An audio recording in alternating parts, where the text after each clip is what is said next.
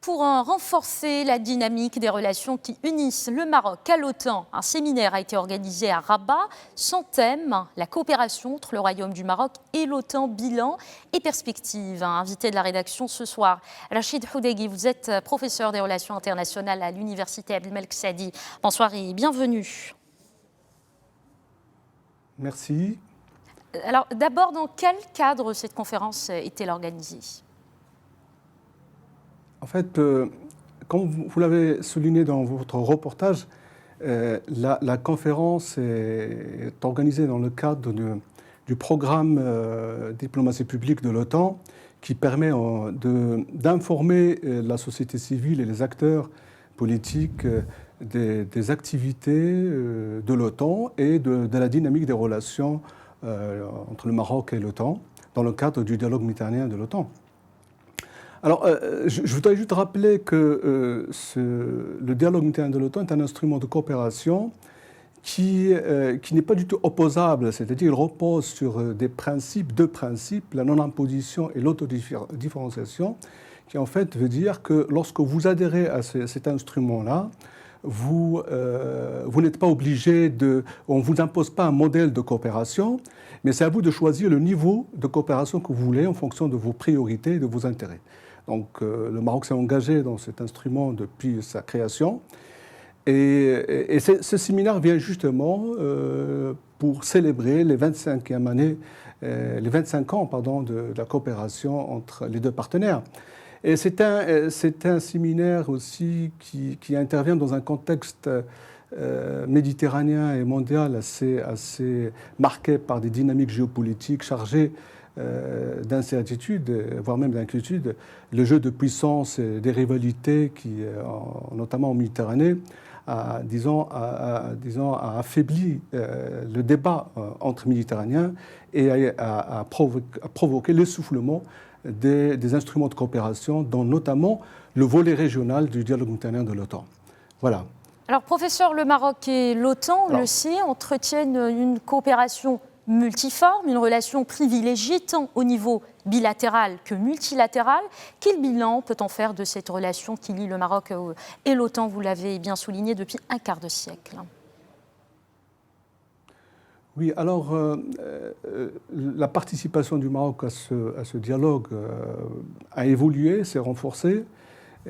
En 25 ans, les deux partenaires ont pu consolider la confiance, établir sur la base d'un consensus, et tout comme ils ont maintenu un dialogue politique continu et permanent.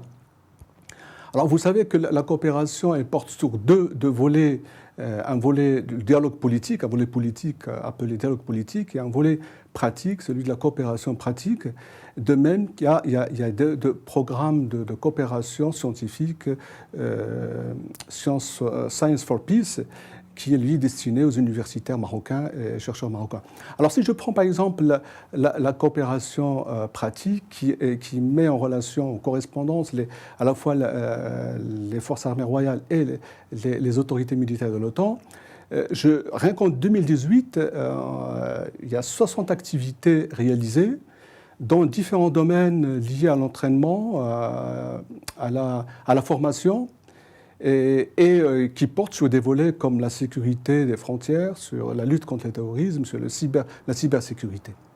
Alors, on note également, on note également un certain, donc on note également un certain nombre de l'augmentation des postes de stagiaires à l'endroit des cadres des forces armées royales, tout comme on note aussi la participation active des autorités militaires marocaines aux opérations, à certains exercices militaires et à des entraînements militaires, qui vient en fait renforcer l'interopérabilité à la fois technique et militaire et humaine qui est tout à fait nécessaire pour renforcer les capacités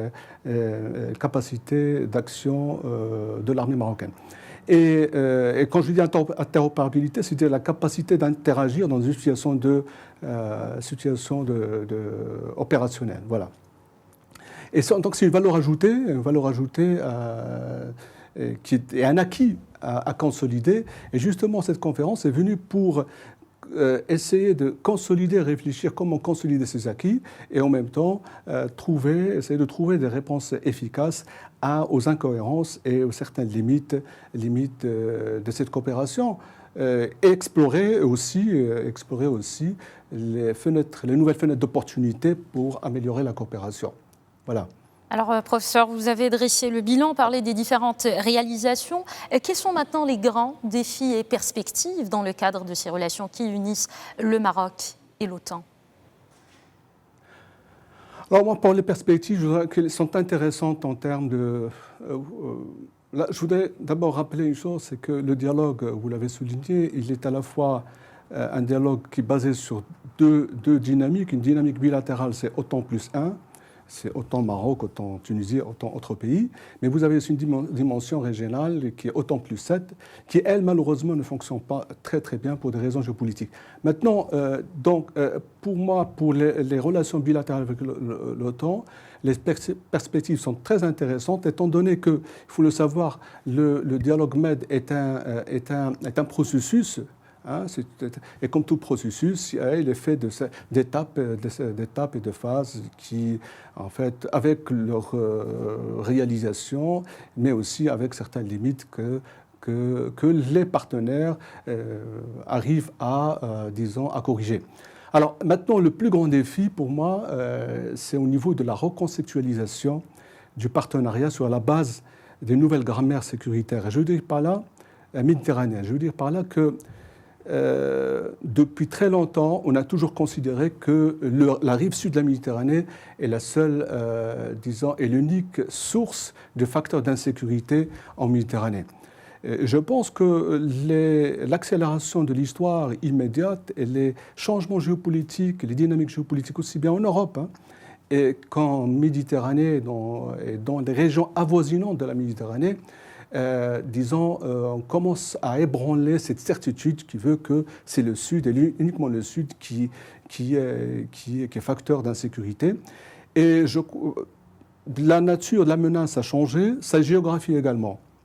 D'abord, pourquoi? D'abord, vous avez la rivalité entre les Occidentaux et la Russie se traduit en Méditerranée par un rapport de force navale, notamment en Méditerranée de l'Est, où vous avez une certaine centaine de navires de guerre des deux côtés qui s'opposent.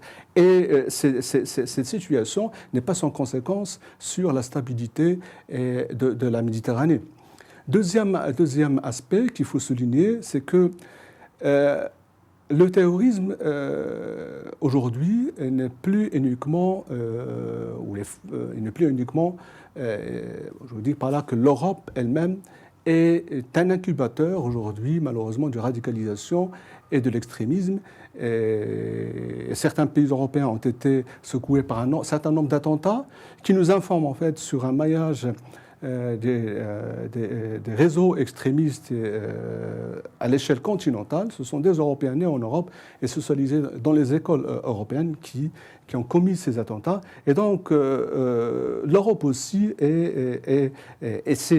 l'émergence de ces réseaux-là et leur montée en puissance, c'est une menace aussi bien pour l'Europe que pour la rive sud de la Méditerranée, étant donné que ces réseaux-là arrivent à... Oui. Oui, brièvement, professeur, comment évaluez-vous aujourd'hui justement la relation Maroc-OTAN? Moi, l'évaluation que je peux donner, c'est une évaluation positive. Le Maroc, d'abord parce que, comme je l'avais souligné, le Maroc s'est engagé dans ces relations. Les relations avec l'OTAN, c'est une constante. C'est une constante de sa politique étrangère. Elle découle de sa